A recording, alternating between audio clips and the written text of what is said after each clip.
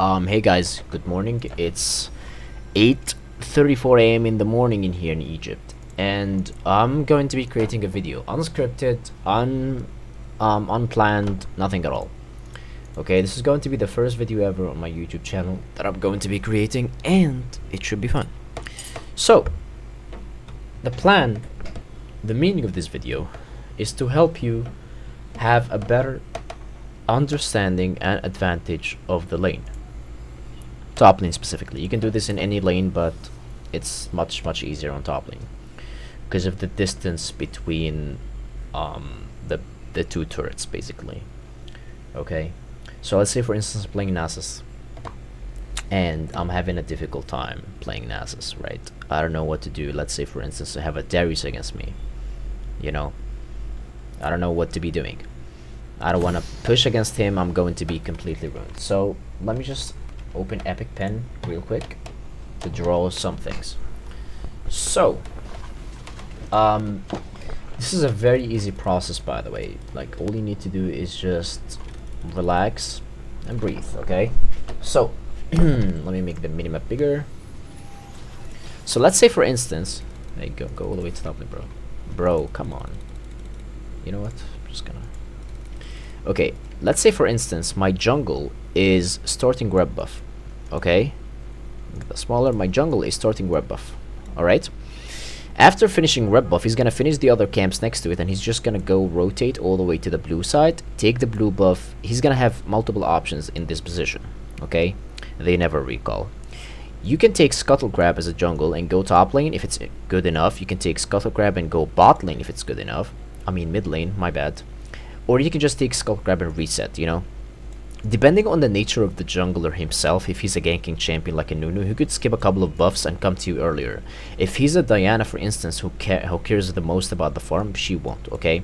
So let's say, for instance, the enemy jungle is starting red buff and he's going to be rotating to the blue buff. This is a very good thing because he's going to be busy leashing the jungle on the red buff, okay? And in this case, what I need to be doing, because my jungle is starting red buff, I need to make sure that on level 3 to 4, I have the upper hand in terms of getting the gank and successfully applying it. So what I need to be doing is I need to be walking in here, grabbing the minions, stopping them, forming the minions, and keeping them closer to the turret. It doesn't matter in here the amount of HP that I'm losing because I'm playing Nasus. I have Endurance Shield, life is good, right? So the reason behind keeping the minions basically closer to the enemy turret is that, first thing, you form the minions faster so they deal more damage, right? And as you can see right here, I have 1 2 3 1 2 3, but they're gonna die, and it's going to be remaining with this one anyway for now, and the other ones are going to take the damage. So now, because we are closer to the red turret, the red wave is going to arrive faster, and it's going to form itself faster, and it's going to keep pushing against my will. So in this case, obviously the best thing that you need to be doing is just keep watching the laser of the minions. And this is how to last hit properly. Okay, I'm not last hitting depending on my damage. I'm last hitting depending on whether if the laser of the minion is about to land on the minion or not. Okay, let's see, for instance right here, I would auto attack right now. You see, let's say for instance this minion is 1 HP. Not because it's 1 HP I'm just gonna go kill it, you know. It doesn't make any sense. I'm just gonna last hit it because I know that the minions have already targeted this minion and they're about to kill it. Okay, not any minion that is low on HP is supposed to be basically last hit it. Alright, so in this case this is a good thing. Okay, if my jungle, because the scuttle is not enough yet, if my jungle is still taking some camps, I can just relax with the wave, let it still push in slowly. Okay, and then what I have to be doing is just farm slowly, last hit, whatever, and by the time the Skull Crab spawns, this wave is going to be under my turret.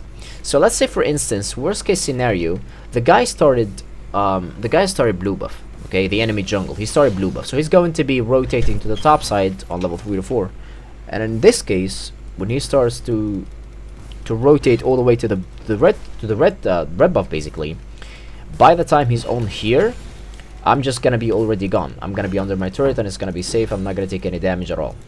Okay, so this is where the play is supposed to be chilled, because right here I'm just farming, doing what I need to be doing, scaling, playing Tryndamere or whatever, playing something that, you know, basically functions later on into the game, not into the early game.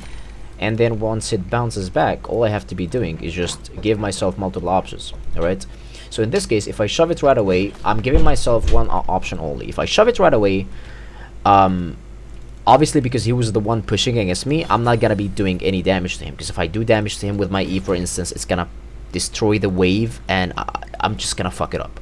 So I can't use my E, I can't poke him, I can't go full in, so obviously he's gonna be full HP. Okay, so in this case, all I need to be doing is have good traits. Okay, if I shove it, I'm just gonna deny myself from doing this, because I'm just sending the wave all the way to his turret right away. But if I don't do this and I just slow push it, I'm keeping the wave walking from this position to this position to this position a little bit slower, and by the time it's walking, it's stacking up like this. So now I have a very, very good strength. The enemy jungle can't gank me, and even if he did, I could possibly just slow him down and walk away, not worrying about anything, because the enemy laner will not risk this entire wave just to kill me, because he basically can't. I still have my flash, right? And if he did, he's just gonna lose all of it. And the other good thing is that if I killed him, if I managed to kill the enemy with my jungle, or even without my jungle, it's a very, very win condition, because at this point he loses a lot of XP. He's going to be 1 to 2 levels behind at least, and the game is completely over for him. Top lane is completely gone, and because I'm playing a champion that has a lot of pressure on the map, it's going to give me a lot of win potential, because I can easily just grab this turret by 8 minutes or something. Grab my Sheen, life is good, and he's not gonna be able to do anything to me. And you can do this with Trundle, Nasus, Tryndamere, literally anyone that you are feeling confident with, you know? Anyone that you understand perfectly, knowing your weak points and your strong points on each level. You can do this with anyone, alright? So this is all basically, and by the way, the reason why we're doing this from the first place is because by nature, once the minions spawn, if you don't do any interaction to their how can I say this? Yeah, to their nature, you know, their movement. If you don't do any interactions with them, the entire plan is that they both go into the middle and they die. Okay, for multiple reasons that I don't understand nor acknowledge. I've tried it multiple times in practice tool only, and if you don't touch the wave, both waves obviously, they eventually have one wave that will be a lot stronger. I don't understand the concept of it, but when I check, I see a lot of buffs on the top side that I don't really understand. I don't know these buffs at all. This 115, like, I don't know. I really don't understand the buffs. But anyway, so naturally you're supposed to be basically having the two waves dying by the time, you know, because they're both in the same position of the map. But as you can see right here, it's not happening. My blue wave is pushing because it has these buffs. This is one thing that I don't understand. No one has been talking about it. I think I've never seen it online or anything. I would love to know why is this happening. I didn't have this in solo queue, to be honest, or at least for the early game, you know, because we're always busy managing it ourselves. We don't usually just leave the lane and just, you know, walk away and watch the minions. So let me guys what you think in the comments. Let me guys know what you think in the comments. My bad, just woke up.